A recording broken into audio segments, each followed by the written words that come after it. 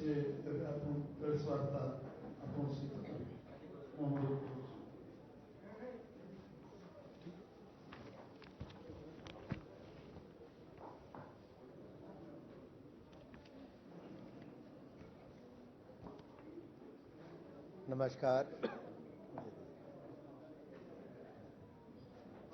नमस्कार। सम्मानित मंच, उपस्थित सभी मीडिया के वरिष्ठ मेरे साथियों, सबसे पहले तो मैं आप सबका आभार प्रकट करता हूं कि सुबह की इस प्रेस वार्ता में वरिष्ठ मीडिया के हमारे सहयोगी भी यहां पर सब मौजूद हैं। और जब हम अपने राज्य उड़ीसा आते हैं और जहां मोदी सरकार का एक बहुत बड़ा योगदान विकास के लिए केंद्र सरकार की ओर से हर तरह की मदद, उस पर भी मैं आऊंगा। लेकिन जब मैं अपना राज्य कहता हूं तब मेरा सबसे पहली बार कटक में आना 1990 में हुआ, जब मैं पंजाब की अंडर 16 क्रिकेट टीम का कप्तान था विजय मर्चेंट ट्रॉफी में, और पंजाब पहली बार उस समय चैंपियन बना। तो मेरे लिए तो उड़ीसा के साथ नाता बहुत भावनात्मक रूप से भी है। मैं पहली बार सन टेम्पल देखने गया तो उस समय गया, और शायद फाइनल से पहले ही वो 2 दिन की छुट्टी एक अवसर मिला था देखने का। लेकिन आज तो जब G20 की बैठक होती है तब प्रधानमंत्री जी स्थान कौन सा चुनते हैं, दुनिया को संदेश क्या देते हैं, बैकड्रॉप पे कुछ और नहीं, पूरी दुनिया भर में उड़ीसा की हमारी एक पहचान। 75 वर्षों में किसी प्रधानमंत्री ने ये नहीं किया। विकासात्मक कार्यों पे मैं आऊंगा, मुझे उसमें बोलने में कोई दिक्कत नहीं, आंकड़े बहुत कुछ कहते हैं। लेकिन एक चर्चा का विषय देश और दुनिया भर में बना कि प्रधानमंत्री के पीछे बैकड्रॉप में क्या है। ये कोई सामान्य घटना नहीं है। ये मोदी जी के मन में भारत की परंपराओं को लेकर, भारत के साहित्य को लेकर और विशेष तौर पर उड़ीसा के राज्यों को लेकर जो प्रेम है, जय जगन्नाथ के साथ जो उनके आशीर्वाद के साथ, चाहे गुजरात के मुख्यमंत्री थे या प्रधानमंत्री बने, रथ यात्रा से लेकर कोणार्क सन टेम्पल से लेकर बाकी अन्य एक के बाद दूसरे उनके कदम उस दिशा में ही थे कि इस महान धरती के उन सब बातों को नई ऊंचाइयों पर लेकर जाएं और इसके विकास में कैसे योगदान। मैं आते आते धर्मेंद्र भाई से पूछ रहा था कि भाई साहब, हमारे जो माइनिंग के समय हमने कुछ बदलाव किए, उससे क्या फर्क पड़ा होगा उड़ीसा में। मित्रों, इतना ही फर्क पड़ा कि आमदन 10 गुना ज्यादा बढ़ गई, 10 टाइम्स। माइनिंग के क्षेत्र में जहां 5,000 करोड़ नहीं आता होगा, 50,000 करोड़ आता होगा। लेकिन उसको लाने के लिए रेल परियोजनाओं का लाभ कहां पर है। अगर ट्रैक ही नहीं होंगे तो ढुलाई कैसे कर पाओगे। यूपीए की सरकार के समय मात्र 5,190 करोड़ रुपया, 5,190 crore rupees was spent during the UPA time, and in the NDA time 56,818 crore rupees, लगभग 11 times more, 11 गुना ज्यादा पैसा। अगर सड़क से ढुलाई करनी हो तो क्या होगा। तो वहां जब 4,160 4,160 crore rupees during the UPA time, and now 28,251 crore rupees, 7 गुना ज्यादा। आने जाने के लिए चाहे यात्री हो या माल भाड़ा हो, दोनों को ही लाभ रेल और सड़क की दृष्टि से दिया है। और जहां मैं ग्रामीण सड़कों की बात करता हूं, अटल जी की देन प्रधानमंत्री ग्रामीण सड़क योजना, किस तरह से मोदी जी ने उसको नई ऊंचाइयों पर ले जाके गांव-गांव तक पहुंचाने का कार्य किया। एक समय था जब टैक्स कलेक्शन होती थी लेकिन उतना पर्याप्त जिससे विकास नहीं हो सकता था। वन नेशन वन टैक्स, ये हमारी पार्टी हमारी सरकार लाई। और आज अंतर देखिए राष्ट्रीय स्तर पे क्या है और उसका उड़ीसा पे क्या फर्क पड़ता है। प्री जीएसटी और अब में बहुत अंतर है। मैं प्री जीएसटी में भी छोड़ देता हूं, चलो हम जीएसटी की अभी की बात करते, प्री कोविड लेवल की 2 साल पुरानी। 90,000 करोड़ रुपीस मुश्किल से इकट्ठा होता था एक महीने का। And what is the collection today? 1,62,000 crore rupees per month. उससे पिछले महीने क्या था? 1,60,000 करोड़। उससे पिछले महीने 1,60,000 करोड़। मार्च में 1,83,000 करोड़ रुपया। On an average 1,60,000 crore rupees अगर आपकी कलेक्शन होनी शुरू हुई तो उसका बहुत बड़ा लाभ मेरे राज्य उड़ीसा को मिला। पहले एनुअल कलेक्शन जो टैक्सेस की थी वो यूपीए के टाइम पे लगभग 12,428 करोड़ रुपीस थी, जो अब बढ़कर 49,442 करोड़ रुपीस, 4 टाइम्स मोर। अब मैं सारे आंकड़े पे जाऊंगा तो बहुत लंबा समय लग जाएगा। I can give you a sum up कि क्या क्या हमने दिया है। यूपीए के टाइम पे जब कांग्रेस की सरकार थी 2,63,243 crore rupees were given by the UPA towards the state of Odisha. 2,63,243 crore और अब बढ़कर हो गया है 18,83,654 करोड़ रुपीस। जो एक्ट ईस्ट पॉलिसी मोदी सरकार की है वो यूपीए की लुक ईस्ट से कई गुना बेहतर है। वो केवल देखने की बात करते थे, यहां एक्शन बोलता है मोदी का कि उड़ीसा के लिए और पूर्वोत्तर के लिए क्या किया है। और मैं एक निवेदन और करना चाहता हूं, जो पोर्ट्स को स्ट्रेंथन करने के लिए हमारे एक्सपोर्ट्स की बात हो, ट्रेड की बात हो, उसको एक बल मिल रहा है और इसका लाभ हमें भविष्य में कैसे मिलने वाला है, एक छोटा सा उदाहरण देता हूं। Well, G20 itself is a great success. अगर हम G20 की प्रेसिडेंसी की बात करें तो एक बंद हॉल में नहीं हुई वो, देश के सभी राज्य और यूनियन टेरिटरीज में 60 शहरों में 200 से ज्यादा मीटिंग हुई। आर्ट, कल्चर, ट्रेडिशन, इसको दुनिया भर को दिखाया गया and world was amazed to look at the culture of India, the traditions of India. It's gonna give boost to the tourism. और आप देखिए, केवल वही नहीं, भारत में निवेश को बहुत बल मिलने वाला है। रिकॉर्ड इन्वेस्टमेंट्स हमारी कोविड के समय भी आई, लेकिन अब ये जो इकोनॉमिक कॉरिडोर का रूपरेखा मोदी जी ने रखी है, इससे मेरे उड़ीसा को भी फर्क पड़ने वाला है, क्योंकि ये भारत से होकर अरब वर्ल्ड से होता हुआ ये यूरोप तक जाने वाला है। कितने देशों से सीधा हमारा ट्रेड बढ़ेगा।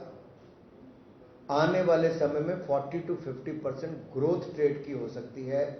जैसे एक जमाने में सिल्क रूट होता था, अगले 1000 साल के लिए एक नया ट्रेड रूट इकोनॉमिक कॉरिडोर के रूप में नरेंद्र मोदी जी ने रखा है और दुनिया ने उसको माना है। धर्मेंद्र भाई सबसे लंबे समय तक रहने वाले पेट्रोलियम मंत्री हैं। बहुत सारे कदम इनके समय उठाए गए जो प्रधानमंत्री मोदी जी की सोच थी वो धरातल पर उतारने का काम। जब मैं आज जाता हूं देश भर में और जब मैं युवा मोर्चा के अध्यक्ष के नाते जाता था तो क्या अंतर है।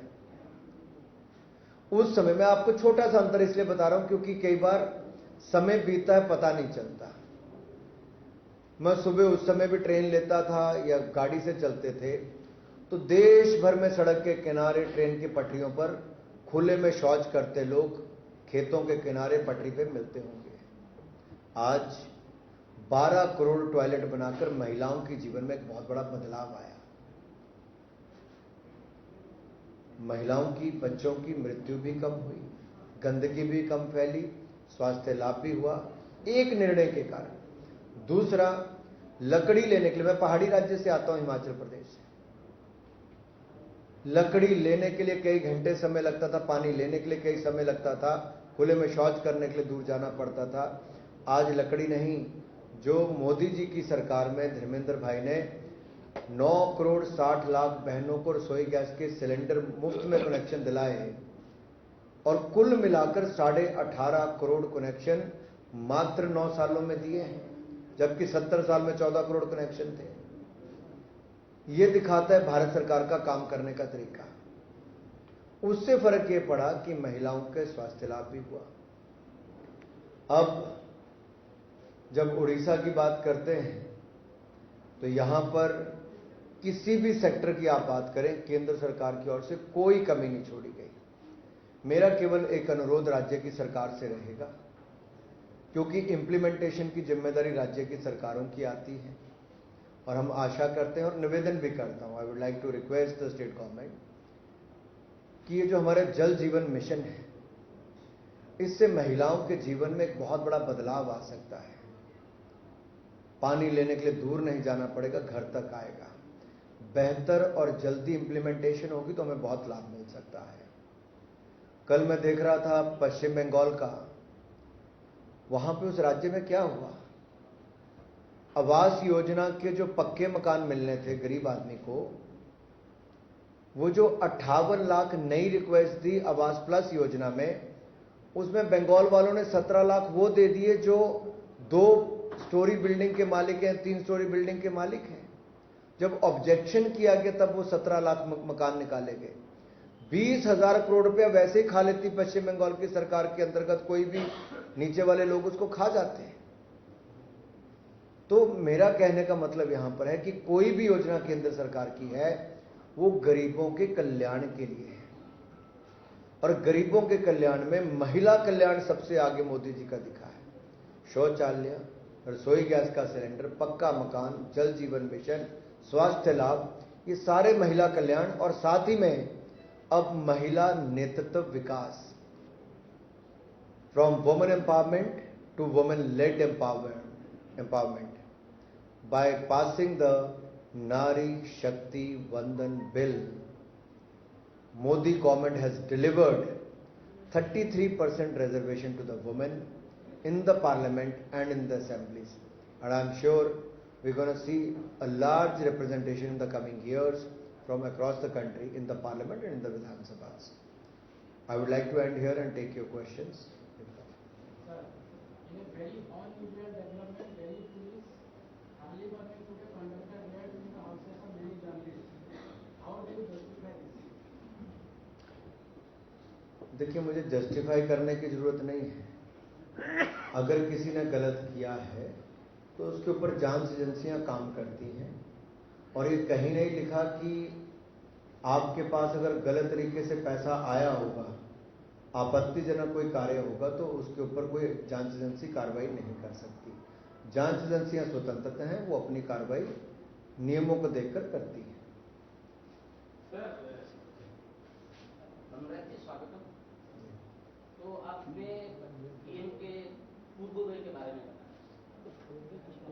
हमारा चीफ मिनिस्टर 2 बार हाउस के अंदर और हाउस के बाहर उन्होंने अपोजिशन को एंटी डेवलपमेंट बताया। As BJP is the principal opposition here, I want to know how do you react. देखिए, मैं इतना ही कहूंगा, भारतीय जनता पार्टी के नेता से लेकर कार्यकर्ताओं तक गरीब कल्याण के लिए पूरी तरह समर्पित है। चाहे विधानसभा हो या लोकसभा हो या राज्यसभा हो, कोई भी सदन होगा, हम लोग वहां जनता से जुड़ी हुई बातों को उठाते हैं और उठाते रहेंगे जो जनता के हित में है। और जहां सत्ता में है वहां गरीब कल्याणकारी योजनाओं को लाकर गरीबों के जीवन में एक बड़ा बदलाव ला रहे हैं। और यही कारण है कि आज 18.5 करोड़ गरीब गरीबी रेखा से पहली बार बाहर आए। तो 70 साल में कोई सरकार नहीं कर पाई जो मोदी जी के 9 वर्षों की मेहनत के कारण हो पाया। ये बड़ा बदलाव है।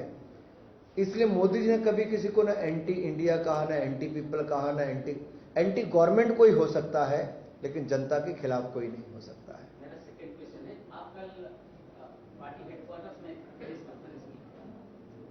वेस्ट बंगाल में जो सेंट्रल फंडेड जो स्कीम जो स्ट्रांग हो, यहाँ पे पीएम आवास ग्रामीण योजना में 2021 में सेंट्रल टीम आई। उन्होंने जो रिपोर्ट दिए थे वो सरासर उसमें बहुत कुछ था, मगर कुछ कार्रवाई क्यों नहीं किया गया सेंट्रल गवर्नमेंट से उससे यूनियन गवर्नमेंट?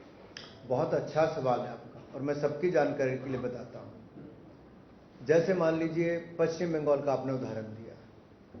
अब पश्चिम बंगाल में मनरेगा योजना के अंतर्गत Mahatma Gandhi national rural employment guarantee scheme, इसके अंतर्गत जो भारत सरकार के द्वारा पैसा दिया गया उसमें कोई कमी नहीं है।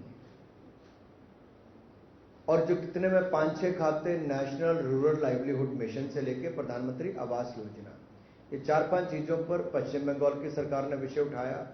हमने आंकड़े देकर बताया कि यूपीए की सरकार के समय 50,000 करोड़ मिला था, हमारी सरकार के समय 2 लाख करोड़ से ज्यादा मिला है। और कई योजनाओं में तो 16 गुना ज्यादा, कई जगह 8 गुना ज्यादा, 8 टाइम्स, 16 टाइम्स, 12 टाइम्स ज्यादा ऐसे पैसे मिले। अब सेक्शन 27 को क्यों वहां पे वो किया गया मनरेगा के अंतर्गत, एमजी नरेगा के अंतर्गत पश्चिम बंगाल में? क्योंकि देखिए कई कार्य ऐसे किए गए, जैसे फेंसिंग करनी है अलाउड नहीं है, वो कर दी। आपको एम्बैंकमेंट करनी है जो बगैर अनुमति के आपने कर दिया, और मिट्टी के रेत की बोरियां भरी वहां पे पाई गई। आपने एक बड़े काम को छोटे टुकड़ों में बांट दिया जो आपको वैसे अलाउड नहीं था। जहां सड़कें पहले बनी थी, पॉन्ड पहले बने थे, उनको दिखा दिया कि नए बने और पैसा गोल हो गया। तब केंद्र की सरकार की जो टीम गई, उन्होंने एक नोटिस दिया उनको और उसके ऊपर एक्शन टेकन रिपोर्ट देने के लिए कहा।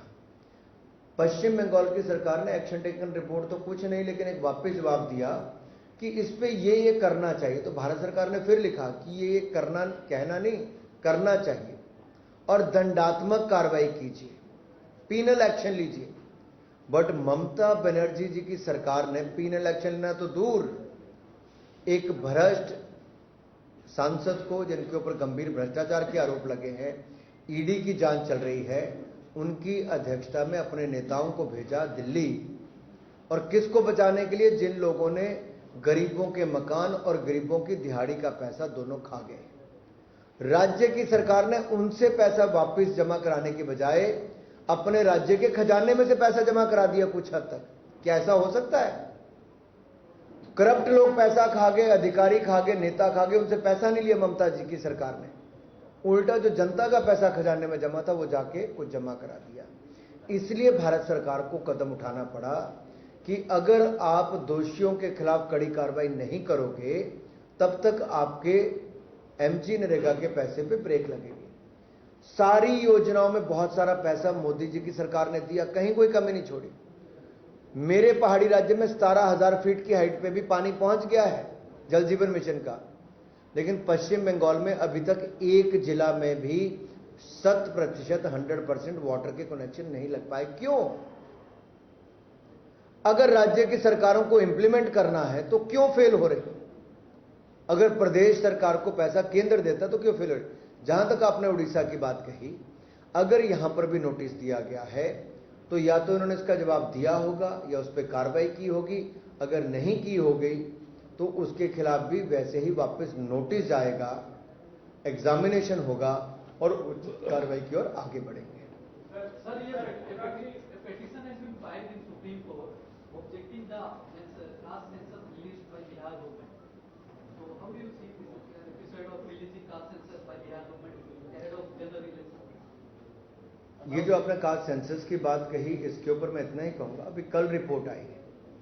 रिपोर्ट का आधार क्या है, क्या उसके विस्तार में जब तक पढ़ोगे नहीं तब तक टिप्पणी करना उचित भी नहीं है। इसलिए इसको अच्छी तरह से पढ़ेंगे भी और विस्तृत एक प्रेस ब्रीफिंग भी करेंगे ताकि अपना पक्ष भी वहां पे रख सकें। अब हमें ट्वीटिंग ଭିतर सीमित रखने को अमित शाह के यहाँ पे उड़ीसा सीएम को मोस्ट पॉपुलर सीएम बोलते हैं, फिर सीएम मोदी सरकार को 8 आउट ऑफ 10 देते हैं। आप भी सर यहाँ पे वेस्ट बंगाल के बारे में बोलते हैं, बट उड़ीसा में तो there is a lot of confusion not only among media और पार्टी वर्कर्स, आपके पार्टी वर्कर्स के अंदर भी सारे कंफ्यूजिंग सिस्टम है। तो मेरा सवाल सर ये है कि will BJP fight the 24 elections or will it give a walk through to BJP? देखिए, एक तो प्रेस कॉन्फ्रेंस में तय नहीं होता कि क्या करना है, पहली बात ये है। दूसरी मैं कहता हूं कि भारतीय जनता पार्टी वो राजनीतिक दल है जो कार्यकर्ताओं के दम पर चुनाव लड़ती भी है, जीतती भी है और आज दुनिया का सबसे बड़ा राजनीतिक दल है। और दुनिया का सबसे लोकप्रिय नेता अगर किसी पार्टी के पास है तो प्रधानमंत्री नरेंद्र मोदी 78% पॉपुलैरिटी ग्राफ के साथ न केवल देश बल्कि दुनिया के सबसे लोकप्रिय नेता है। जहां तक चुनाव की बात है, भारतीय जनता पार्टी हर चुनाव दम खम से लड़ती है और अच्छे नतीजे भी उसके हमने पूर्व में देखे हैं और आप भविष्य में भी देखोगे चुनाव पूरे दमखम के साथ लड़ेंगे और अच्छे नतीजे भी आएंगे। सर क्या वजह है कि ये सफीर सवाल है, देखिए जो अधिवेशन गया है पिछले 4 दिन में, तो माननीय प्रधानमंत्री नरेंद्र मोदी ने एक जो पदक्षेप लिया है, महिला बिल ला करके जो पदक्षेप लिया है वो इतिहास का है। तो ये सिलसिले में मैं जानना चाहूंगा कि ये जो बिल लाया गया है इसका इम्प्लीमेंटेशन चालू होगा और चालू होने के लिए और कितना दिन लगेगा, इसके बता सकते हैं क्या? देखिए, पहले तो आपका धन्यवाद। आपने कहा कि नारी शक्ति बंधन बिल जिसके माध्यम से 33% आरक्षण महिलाओं को मिलेगा, आपने उसका स्वागत किया, मैं आपका धन्यवाद करता हूं। दूसरा, आपने चिंता जताई कि कब लागू होगा। डीलिमिटेशन कमीशन और सेंसस, ये 2 काम होने जरूरी हैं जिसके आधार पर ये होगा। तो सेंसस होने वाला है, उस पर एक रोक लगी हुई थी, वो अभी हो जाएगा। कोविड के चलते 2021 में नहीं हो पाया। जैसे ही लोकसभा के चुनाव खत्म होंगे वैसे ही सेंसस की प्रक्रिया भी शुरू होगी और डीलिमिटेशन कमीशन भी बैठेगा। और जब वो बैठेगा तो फिर संख्या के आधार पर उनके क्राइटेरिया होता है, उसके आधार पर वो लेंगे, ताकि किसी राजनीतिक दल को ये कहने का मौका ना मिले कि इस सीट को आपने आरक्षित कर दिया है, उस सीट को आरक्षित कर दिया। बहुत सारी जगह राज्यों में ये आरोप लगते हैं कि किसी एक सीट को रिजर्व कर दिया जाता है, किसी नगर पालिका जिला परिषद को भी पोस्ट के हिसाब से वैसे रिजर्व। तो हम नहीं चाहते कि हमारे ऊपर कोई आरोप लगाए। बिल्कुल निष्पक्ष इस पे सेंसस के बाद डीलिमिटेशन कमीशन अपना काम करे और महिला आरक्षण बिल को जल्द से जल्द लागू करे।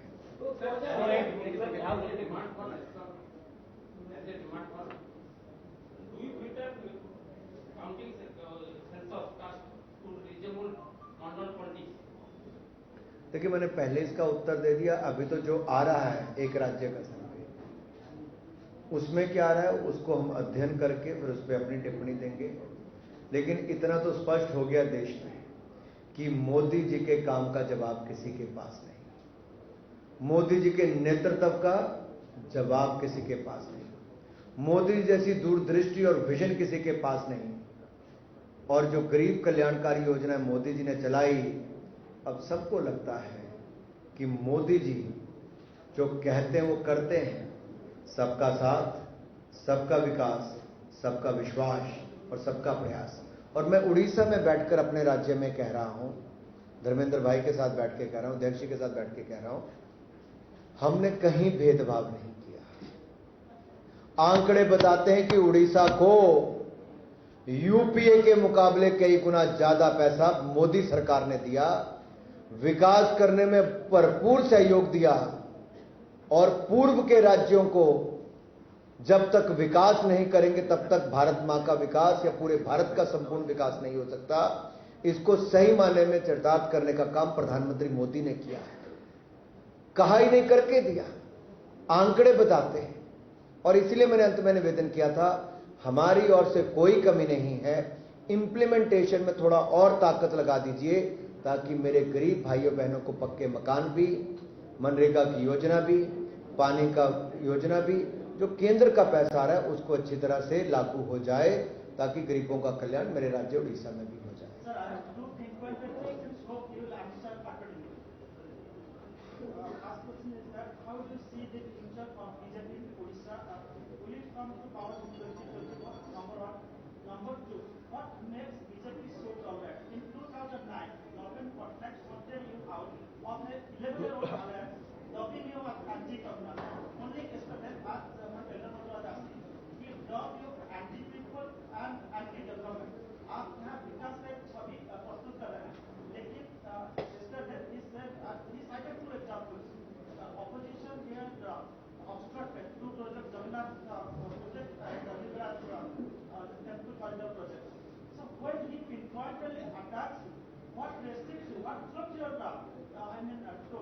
मैं आपके दो सवालों में दोनों का उत्तर देता हूं, आशा करता हूं आप सहमत होंगे। लोकतंत्र में जनता सबसे बड़ी ताकत है, किसी व्यक्ति के कहने से कुछ नहीं होता। अगर एंटी पीपल होते तो 2014 और 2019 में पूर्ण बहुमत की सरकार पूरे देश में 1984 के बाद कभी बनी तो नरेंद्र मोदी जी के नेतृत्व में। तो एंटी पीपल तो है नहीं, क्योंकि जनता ने ही वोट दिया है। दूसरी बात आपने कही, दूसरी क्या कहा था आपने? और अगर हम लोग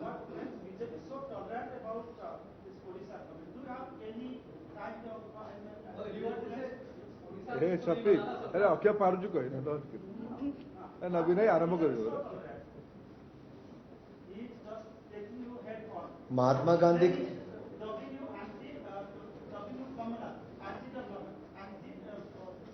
जिस पार्टी का और जिस प्रधानमंत्री का संदेश ही सबका साथ सबका विकास हो, वो तो एंटी नहीं हो सकता। दूसरी बात मैं आपको आंकड़े देके बता रहा हूं, 4 करोड़ पक्के मकान बने, 12 करोड़ टॉयलेट्स बने, 13 करोड़ घरों को नल से जल दिया गया, 9 करोड़ 60 लाख बहनों को रसोई गैस के सिलेंडर मुफ्त में कनेक्शन मिला, 60 करोड़ लोगों को 5 लाख का इलाज आयुष्मान भारत योजना में मिला, 220 करोड़ वैक्सीन मुफ्त में लगी, 80 करोड़ लोगों को 2.5 साल तक मुफ्त में राशन मिला। क्या किसी एक व्यक्ति से हमने पूछा हिंदू हो, मुसलमान हो, सिख हो, ईसाई हो? नहीं पूछा।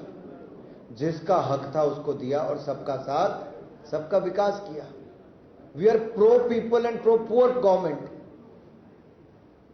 And 1% saying it doesn't mean anything to us. It is the people of the country who believe in Modi, who believe in the policies of Modi, and he has proved by doing it for the welfare of the people. And at the same time, when he talked about reform, perform and transform, he has shaped the country by bringing in reforms. And if you look at the defense production, it stands at 1 lakh crore rupees today, with 16,000 crore rupees export, from being the largest importer of the weapons to 1 lakh crore rupees defense production.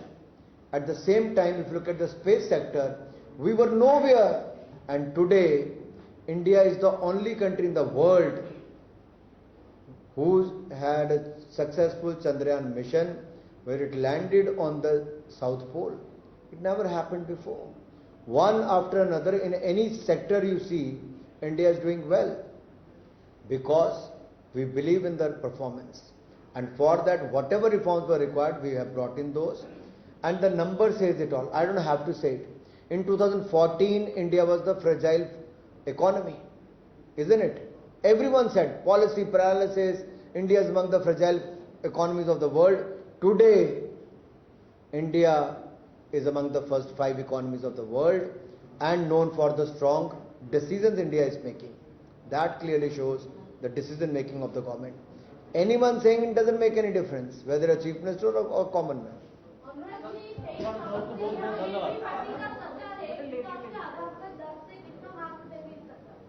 देखिए, सत्ता को कितने marks देने हैं वो media दे सकता है, जनता दे सकती है। अनुराग ठाकुर तो यहाँ कमल के फूल के लिए वोट मांगने आएगा ताकि भारतीय जनता पार्टी की जीत हो, और हम तो यही चाहते हैं कि मोदी जी के जो काम है वो जन जन तक पहुंचे और उसको लाभ मिले।